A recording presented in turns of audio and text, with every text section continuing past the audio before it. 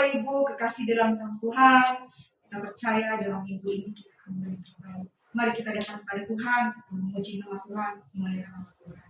Siapkan hati kita, haleluya. Kita akan dengarkan wisdom minggu ini. Good News Minggu 25 Juni 2021. Juara sejati. Bertandinglah dalam pertandingan iman yang benar, terdapat dalam 1 Timotius 6 ayat 12. Dalam perlombaan lari di Tokyo, Carl Lewis, juara lari 100 meter Olimpiade Seoul, menyatakan, tanpa Ben Johnson, pelari Kanada yang di Seoul diketahui memakai obat kuat, sehingga kemenangannya dalam lari 100 meter diserahkan kepada Carl Lewis. Carl Lewis bukannya senang karena tidak ada lawan yang kuat dalam arena, tetapi justru dia menyesalinya. Bagi Carl Lewis, Ben Johnson adalah seorang pelari yang perlu ada, sehingga semangat pertandingannya semakin kuat dan keinginannya memperbaiki rekor makin didorong. Sikap semacam ini perlu dihayati setiap pribadi yang ada di dalam pelayanan pekerjaan Tuhan. Kemajuan suatu pelayanan atau gereja, munculnya seseorang yang dipakai Tuhan, jangan ditanggapi dengan negatif, iri hati, merasa disaingi, takut pelayanannya mundur, dan semua sikap kerdil dan picik. Justru kemajuan seseorang dalam pelayanan atau gereja harus dilihat sebagai pendorong dan cambuk agar lebih memajukan diri dan pelayanannya dan gerejanya. Mental juara sejati dalam gereja Tuhan adalah gambaran dari kedewasaan rohani, suatu sikap untuk melihat segala sesuatu dari kacamata yang positif. Berbahagialah dengan kemajuan orang lain dan sementara itu belajar dari kemajuannya untuk memajukan diri dan pelayanannya sendiri. Dalam segala hal, selalu harus diingat ikatan damai sejahtera dalam Efesus 4 ayat 3. Dalam pelayanan di GKMS, saya rindu munculnya pribadi-pribadi yang mempunyai mental juara sejati. Selamat menjadi juara dalam pertandingan iman. Amin. Kami akan percaya, kita percaya kita akan maju, kita maju di dalam Tuhan, kita menjadi juara di dalam Tuhan. Walaupun saat ini keadaan kita, pandemi ini, mungkin kiri kanan kita ada yang sakit, mungkin ada yang sampai meninggal, tapi Tuhan kekuatan kita. Mari kita datang pada Tuhan, mari kita memuliakan nama Tuhan, kita meninggikan pada Tuhan, kita percaya perlindungan Tuhan menyertai kita. Haleluya. Mari kita datang pada Tuhan. Mari kita hamba Tuhan. Haleluya. Saat indah hadirat Tuhan. Haleluya. Mari kita datang kepada Tuhan. Saat indah. Katakan dengan sungguh. Berhadapan denganmu. Memandang wajahmu, Yesus kekasih jiwaku. Haleluya. Bawa aku telah dalam pelukanmu. Menikmati kasih dan indahnya hadirat. Saat indah, haleluya. Katakan dengan sungguh-sungguh. Haleluya. Saat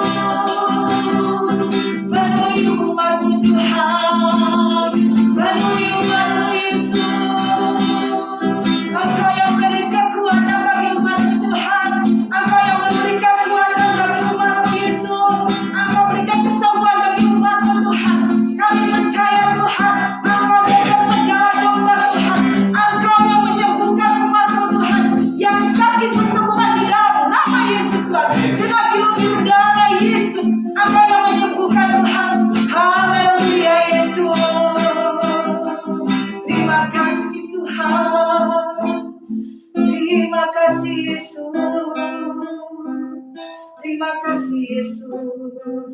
Terima kasih Yesus. Terima kasih Tuhan. Kami percaya Tuhan, Engkaulah kekuatan kami Tuhan. Engkaulah dokter segala dokter Tuhan. Engkaulah penghiburan bagi kami Tuhan. Mungkin saat ini Tuhan, umat-Mu yang sakit Kau sembuhkan di dalam nama Yesus. Kami percaya Tuhan, di saat kami menyembah, di saat kami memuji Engkau Tuhan, hadirat-Mu kami rasakan. Kami percaya kuasa-Mu melawat umat-Mu saat ini di dalam nama Yesus Tuhan. Dalam nama Yesus kami percaya Tuhan. Kuasa-Mu lebih besar dari segalanya Tuhan. Kami percaya Tuhan, perlindungan Allah menyertai umat-Mu Tuhan. Kami percaya Tuhan, Engkaulah kekuatan kami. Engkaulah penghibur kami Tuhan. Kami percaya di saat kami saat ini Tuhan, kami menyembah Engkau, meninggikan nama Engkau, memuliakan nama Engkau. Kami dikuatkan Tuhan. Kami dihiburnya Tuhan. Kami percaya Engkaulah kekuatan kami. Engkaulah penghibur kami. Terima kasih Tuhan, Kau pimpin kami Tuhan. Dari awal pertama sampai ini. Kami percaya hadirat-Mu Tuhan. Walaupun kami di rumah, kami akan merasakan kuasa-Mu Tuhan. Kami dikuatkan Tuhan. Kami dihiburnya Tuhan. Kami percaya. Roh Kudus, kami perintahkan di dalam nama Yesus. Kau lawat umat-Mu Tuhan. Kau jamah umat-Mu dalam nama Yesus. Dalam nama Yesus. Kami perlu Engkau Tuhan. Kami perlu Engkau Yesus. Dalam nama Yesus Tuhan. Kami ingin memuji Engkau. Dalam nama Yesus. Haleluya. Kita katakan sama-sama. Amin. Berikan berkat Yesus. Haleluya. Mungkin saat ini kita rasanya ada kekhawatiran. Kita rasanya ini sakit, ini PPKM, ini begini. Kayaknya nggak bisa apa-apa. Kita nggak bisa bergerak apa-apa. Tapi Tuhan, kita akan memberi yang terbaik. Kita memuji nama Tuhan. Kita tahu kan, obat segala obat. Mungkin saat ini pandemi banyak obat yang ditawarkan. Tapi hati yang gembira adalah obat. Amin. Amin. Amin. Hati yang gembira adalah obat. Mari kita memuji nama Tuhan. Kita katakan hati yang gembira adalah obat. Haleluya.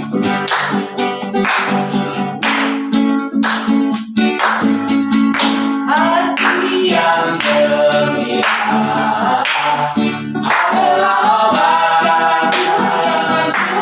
Seperti obat hati yang senang, hati semangat yang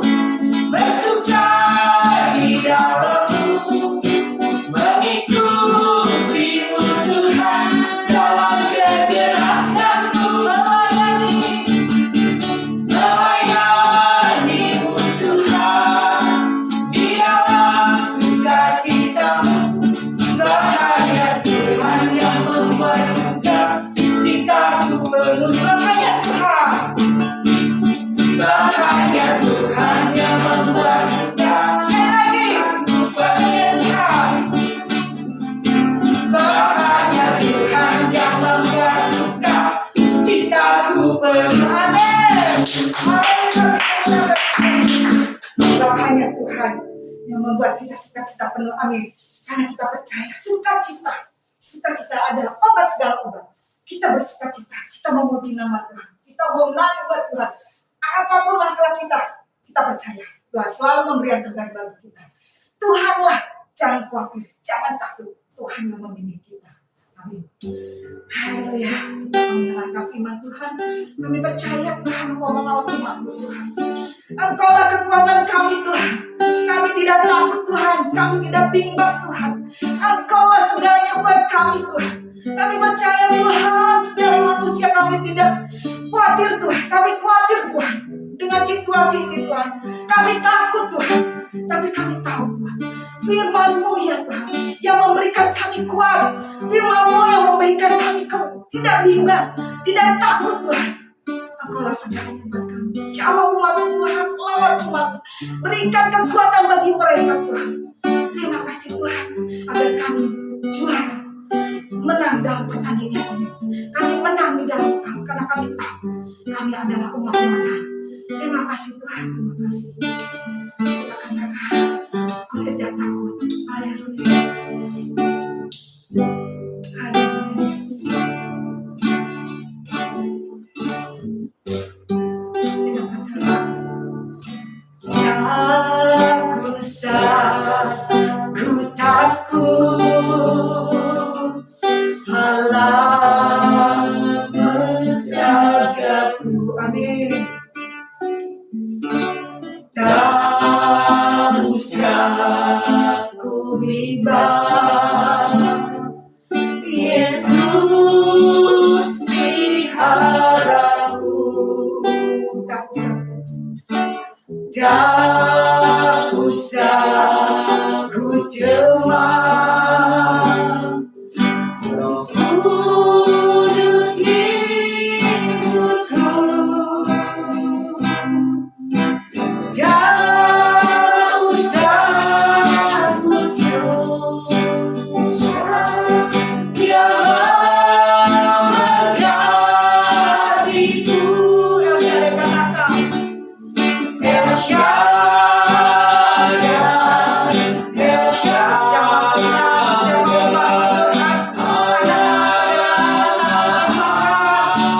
rasakan kuasa Tuhan. Haleluya Yesus. Haleluya Yesus. El Shaddai mulia. El Shaddai. El Shaddai. El Shaddai. Allah Maha Kuasa. Berkatnya melimpah. El Shaddai, El Shaddai, El Shaddai, Allah Maha Kuasa.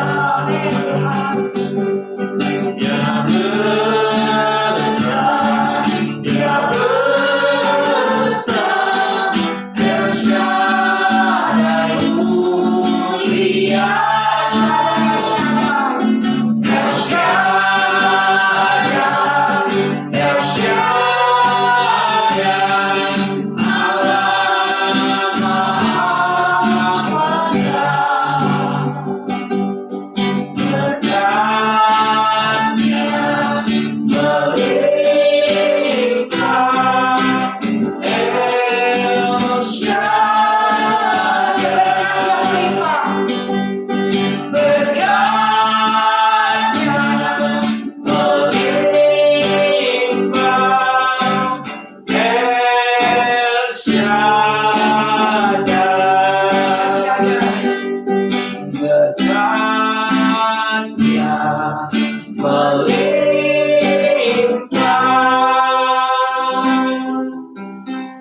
El Shaddai.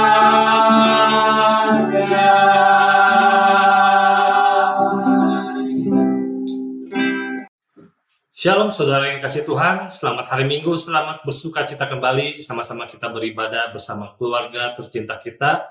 Sejenak kita akan mendengarkan firman Tuhan. Kita tutup mata kita akan berdoa. Bapa di dalam surga, kami bersyukur, sungguh berterima kasih buat hari yang baik, buat hari yang penuh kemurahan-Mu Tuhan. Kami dapat menikmati hadirat-Mu, di mana kami boleh memuji, membesarkan nama-Mu Tuhan. Sebentar kami akan membuka hati kami, mendengarkan firman-Mu Tuhan. Mari Roh Kudus pimpin hati setiap kami, Kau berkati hamba-Mu yang ingin menyampaikan, Kau berkati setiap jemaat-Mu dimanapun mereka berada. Hanya di dalam nama-Mu Yesus, kami sudah berdoa dan ucap syukur, sama-sama yang percaya kita katakan, amin. Shalom, saudara kasih Tuhan. Pada hari ini saya akan membawakan sebuah topik tema firman Tuhan, yaitu tentang membangun optimisme.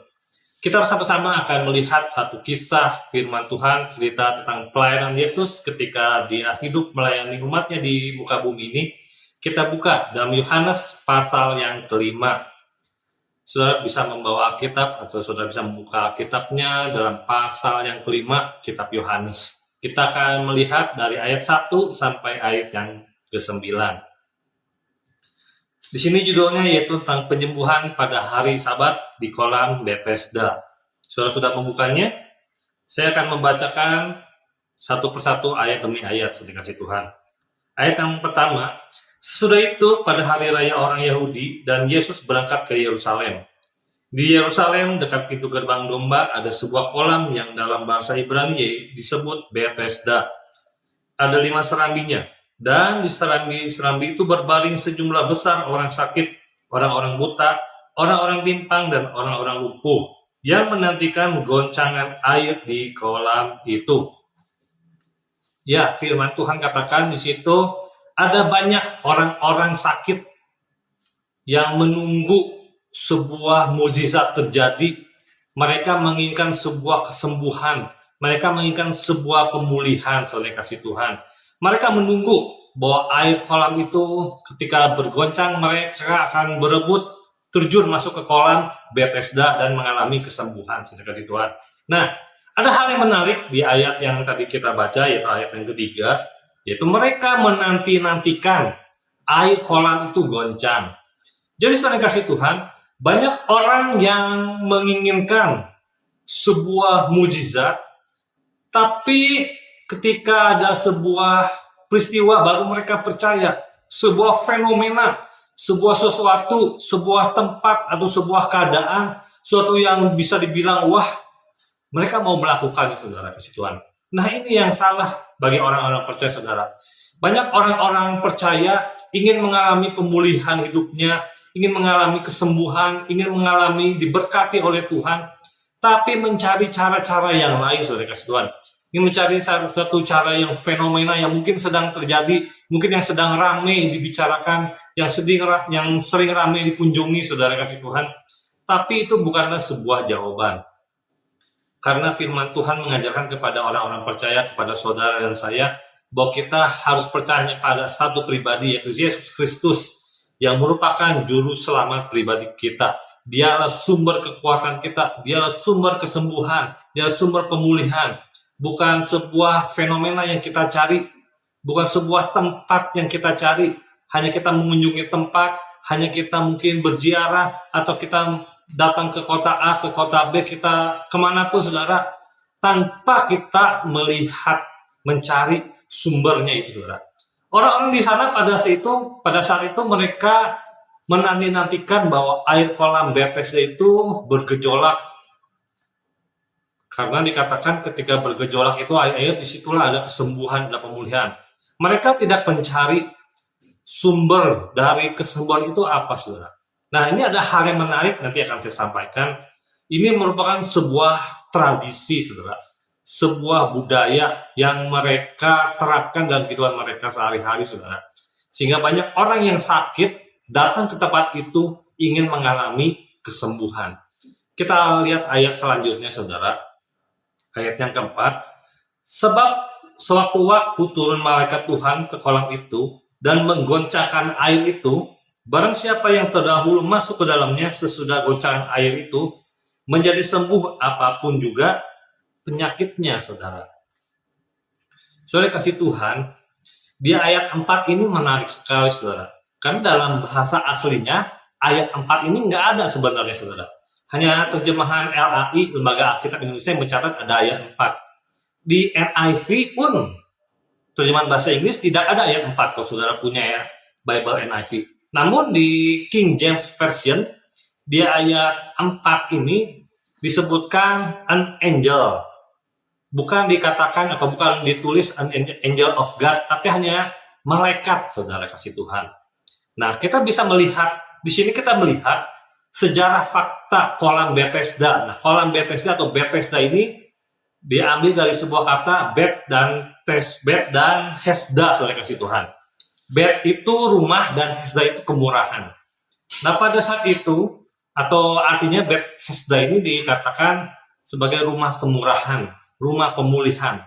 Banyak orang yang disembuhkan lewat kolam tersebut. Nah, kalau kita lihat, tarik ke belakang ke zaman Roma dulu, saudara kasih Tuhan, karena orang-orang Yahudi pada saat itu di bawah jajahan tentara Roma, saudara. Di situ adat Yunaninya sangat kental, saudara. Karena apa, saudara? Pada saat itu, pada zaman sebelum-belumnya, kolam ini adalah kolam pembasuhan atau kolam orang-orang membawakan korban persembahan untuk dibaptis, untuk dicuci, sehingga dipersembahkan menjadi tempat penyembahan berhala. Dewa yang dipercaya pada saat itu adalah dewa Asklepios, saudara. Dewa Yunani kuno. Ini adalah dewa kesembuhan. Kalau saudara cari search di Google, saudara, dewa Asklepios ini adalah dewa, gambarnya tuh seorang dewa yang sedang duduk membawa tongkat atau memegang tongkat, dan di tongkat ini ada lilitan ular, saudara. Nah, ini pada saat ini pun, kalau kita lihat di apotek-apotek, ditemukan ada ular yang melingkar di atas di tiangnya gelas, saudara. Ini berbicara tentang sebuah mitologi tentang kesembuhan, saudara. Karena ini diambil dari mitologi Yunani kuno, saudara. Nah, sejarah Bethesda ini demikian, saudara. Banyak orang yang ingin sembuh ketika datang ke kolam Bethesda karena percaya ada dewa Asklepios ini. Maksud saya Asklepios ini dewa yang bisa menyembuhkan, karena dipercaya dewa ini ketika dia dekat dengan ular kesayangannya, ular yang setia, ular ini memberikan hikmat, memberikan kesembuhan kepada orang-orang banyak, saudara kasih Tuhan.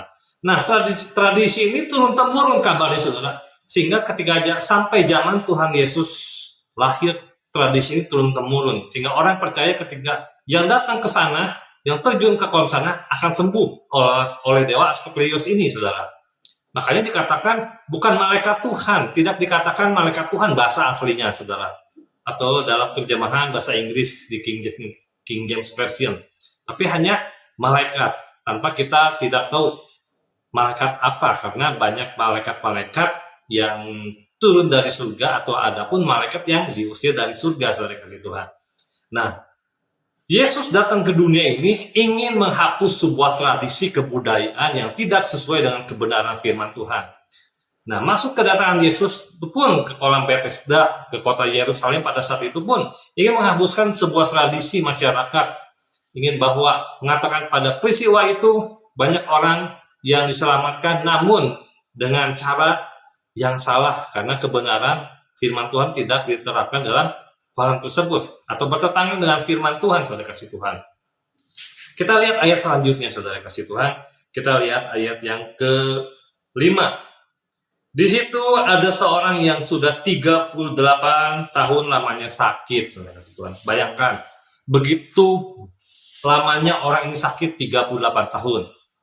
Saudara sudah sakit, saudara ingin mengalami kesembuhan, pemulihan, rumah tangga, karir, atau hidup saudara sudah menunggu sampai berapa lama, saudara kasih Tuhan. Di firman Tuhan, orang ini sudah menunggu 38 tahun, saudara. Namun tidak kunjung pulih, tidak kunjung sembuh, saudara kasih Tuhan. Saudara-saudara yang saya, sama-sama kita berdoa, bergumul, ingin sesuatu terjadi dalam hidup kita, apapun, saudara. Berapa lama kita bergumul, saudara, dalam masa-masa fase-fase ini, saudara. Di situ Tuhan melihat kesetiaan saudara. Di situ Tuhan melihat ketaatan saudara-saudara. Kita lihat lanjut ayat selanjutnya, saudara. Kita lihat ayat yang ke-6. Ketika Yesus melihat orang itu berbaring di situ, dan karena ia tahu bahwa ia telah lama dalam keadaan itu, berkatalah ia kepadanya, maukah engkau sembuh?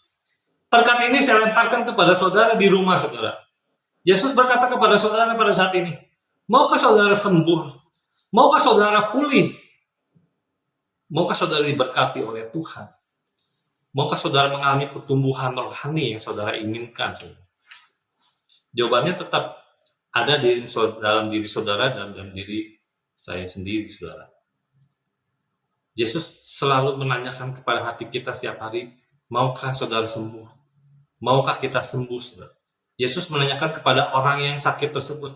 Walaupun tidak dikatakan orang lumpuh, tapi kita percaya orang yang terbaring selama 38 tahun ini adalah orang yang lumpuh, saudara. Dia tidak bisa berjalan. Kita lihat ayat selanjutnya yang menarik, saudara kasih Tuhan. Ayat 7, saudara. Jawab orang sakit itu kepadanya, Tuhan, tidak ada orang yang menurunkan aku ke dalam kolam itu apabila airnya mulai goncang. Dan sementara aku menuju kolam itu, orang lain sudah turun mendahului aku. Orang ini tidak langsung berkata, aku ingin sembuh, aku ingin pulih, aku ingin diberkati, aku ingin terbebas, aku ingin merdeka. Tapi orang ini beralasan, saudara. Dia melihat dan membesarkan kondisi yang menghadapi dirinya, saudara. Dia terlalu besar pergumulan yang dia hadapi, saudara. Dia terlalu banyak alibi. Sehingga sepertinya nggak mungkin untuk disembuhkan. Nggak mungkin orang lain yang akan menolong saya untuk menyembuhkan hidup saya, diri saya ke dalam kolam Bethesda, saudara. Saudara kasih Tuhan, kata Tuhan di ayat yang tadi, saudara, ayat yang ke-7, tidak ditulis kata God atau Lord atau teacher atau suhu, karena ayat tersebut kalau saudara lihat dalam bahasa Inggrisnya, dalam terjemahan King James Version, Tuhan ini ditulis dengan kata Sir, yaitu Tuhan, saudara. Jadi orang ini menyebut Tuhan Yesus itu Tuhan. Dia tidak mengenal Tuhan itu seperti apa dan siapa. Saudara kasih Tuhan, saudara kasih Tuhan. Banyak orang percaya menganggap Tuhan adalah tuannya kita. Memang benar, Tuhan adalah tuan kita, bahwa kita adalah hambanya. Tapi dalam satu sisi pun kita harus bisa memposisikan diri kita bahwa Tuhan adalah Tuhan segala Tuhan. Dia yang menciptakan langit bumi. Dia adalah Tuhan Allah yang bisa dan maha kuasa melakukan segala sesuatu, saudara kasih Tuhan. Sehingga kita tidak menyebut lagi Tuhan kepada Tuhan kita, tapi Tuhan Allah Yesus yang kita kenal, saudara. Kita dilemparkan pertanyaan tadi, saudara, apakah saudara ingin sembuh? Jangan kita punya alasan bisa sembuh nggak, bisa pulih nggak, bisa diberkati nggak, bisa mengalami perubahan dalam hidup saya. Apakah istri saya bisa berubah? Apakah suami saya bisa berubah? Saudara kasih Tuhan, jawablah lebih dahulu apa yang Tuhan lemparkan pertanyaan kepada saudara. Apakah saudara ingin sembuh? Apakah saudara ingin pulih? Kalau saudara ingin, taruhkan tangan saudara di dada saudara. Tuhan, saya ingin pulih. Tuhan, saya ingin diberkati. Tuhan, saya ingin dimerdekakan. Tuhan, saya ingin sehat kembali. Ucapkan itu dengan iman saudara-saudara. Kita lihat ayat selanjutnya. Ketika lihat ayat yang ke-8, saudara. Kata Yesus kepadanya, bangunlah, angkatlah tilammu, dan berjalanlah. Yesus tidak mempedulikan apa kata orang itu, saudara. Orang itu beralasan tidak ada orang yang mengangkatnya sehingga keduluan sama orang lain. Yesus tidak menanyakan kenapa bisa begini, kenapa bisa begitu. Tuhan Yesus hanya berkata, bangunlah. Yesus juga berkata kepada saudara dan saya, mari kita bangun dalam kondisi terburuk kita. Jangan kita patah semangat, jangan kita bermalas-malasan, saudara kasih Tuhan. Yesus katakan, bangunlah. Kita harus bangun, saudara.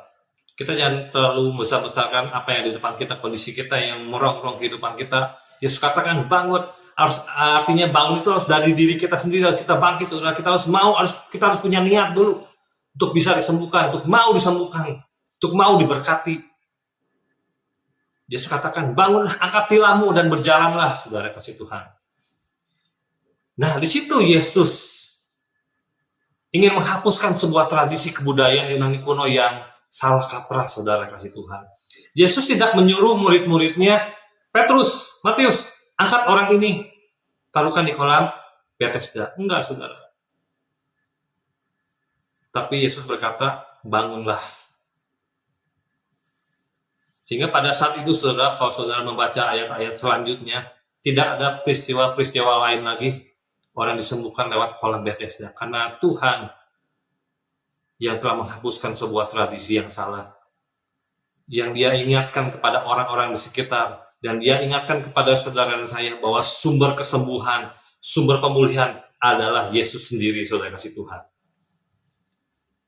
Ketika kita datang kepada Yesus, baru Yesus memberitahu bagaimana caranya.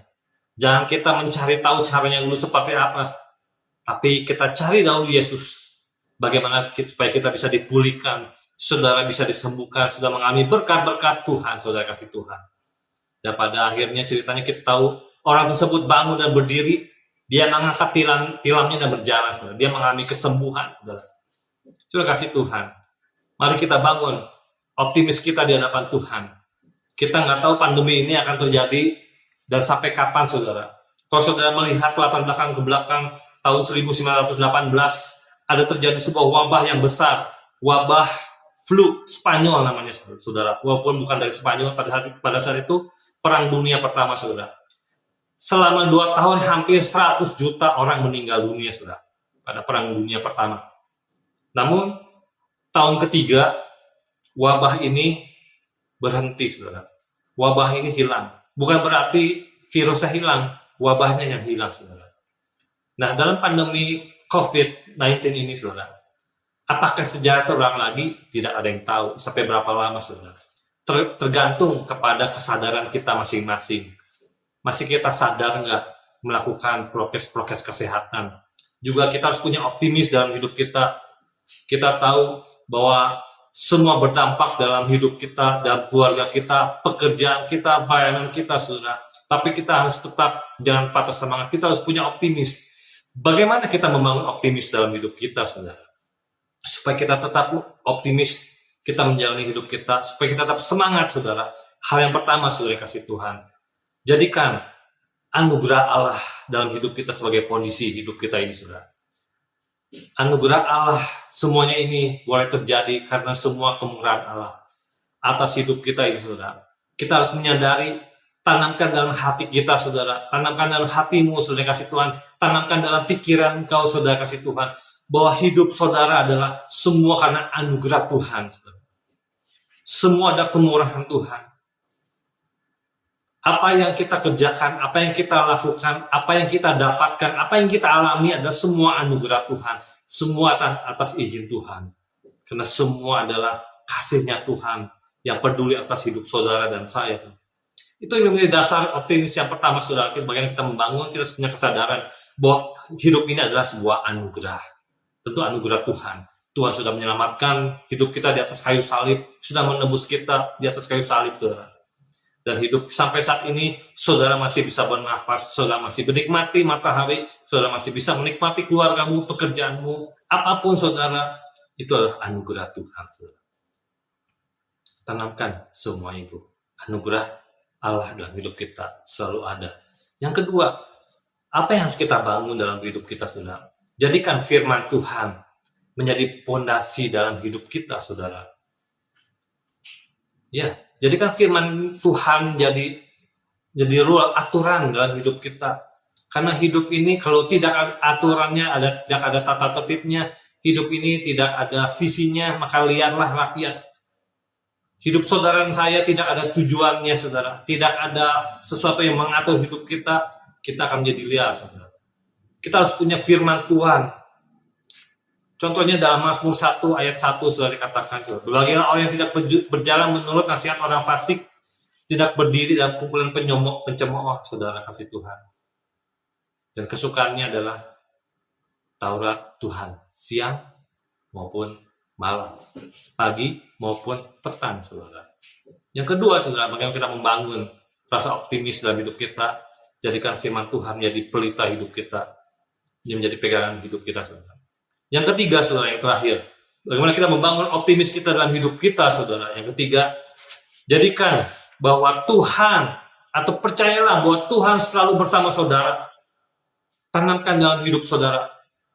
Yakinkan, imankan, perkatakan bahwa Tuhan selalu bersama dengan saya. Katakan saudara, Yesus selalu bersama dengan saya. Yesus selalu bersama dengan saya. Kita lihat ayatnya dalam Filipi 4 ayat yang ke-13, saudara kasih Tuhan. Saudara kembali kita buka ayatnya yang terakhir, saudara kasih Tuhan. Filipi 4 ayat yang ke-13. Akan saya bacakan, saudara kasih Tuhan. Filipi 4 ayat 13. Segala perkara dapat kutanggung di dalam Dia yang memberi kekuatan kepadaku, saudara.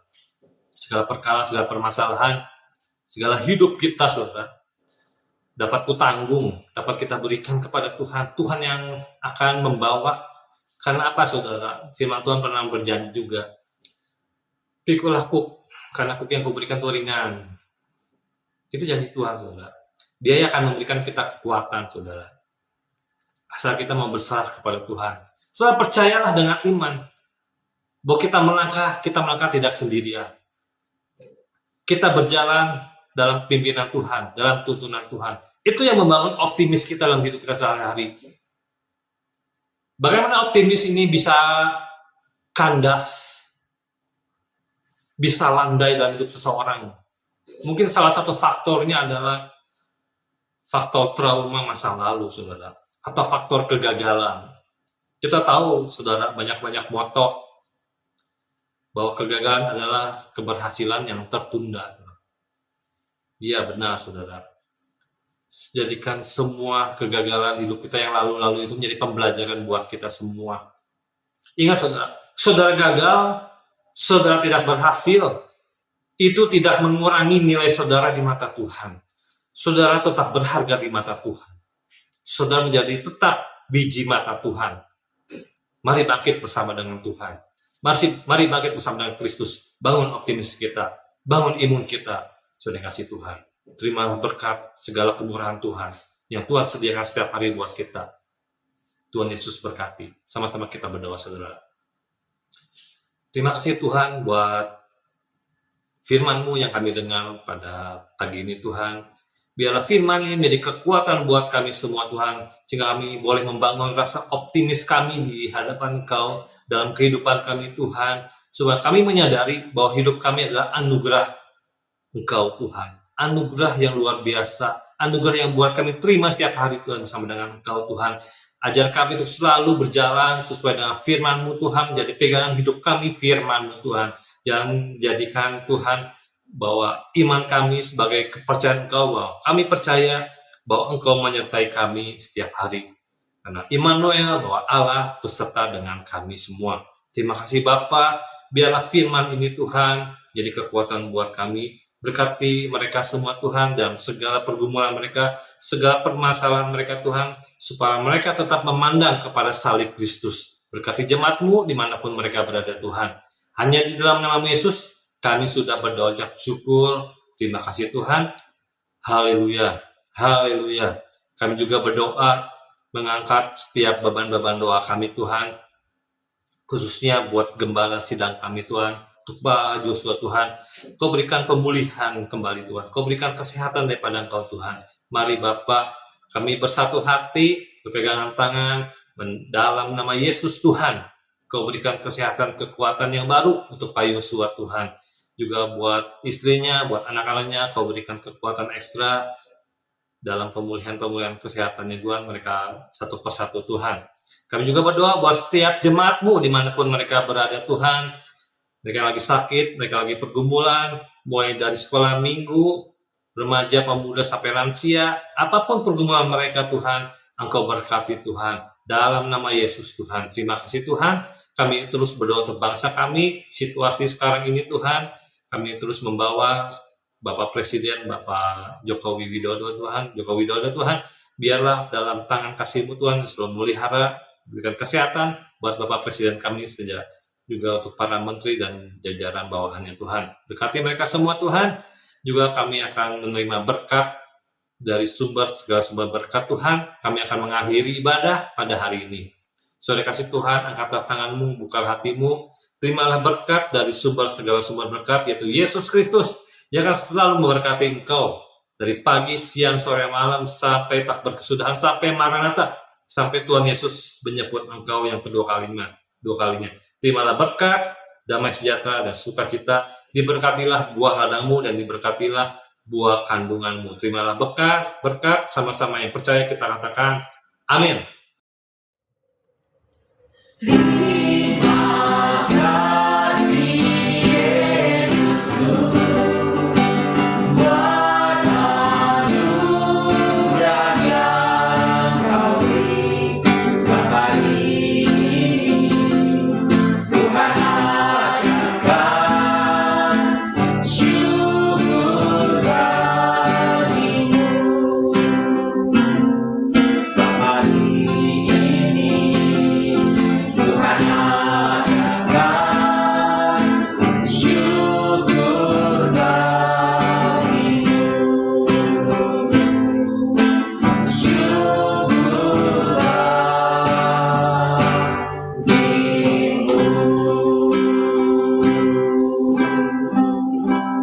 Selamat hari Minggu, Tuhan Yesus berkati semuanya. Persembahan dan perpuluhan dapat ditransferkan melalui Bank OCBC NISP rekening 063-130-415469 atas nama Gereja Kristen Nafiri Sion.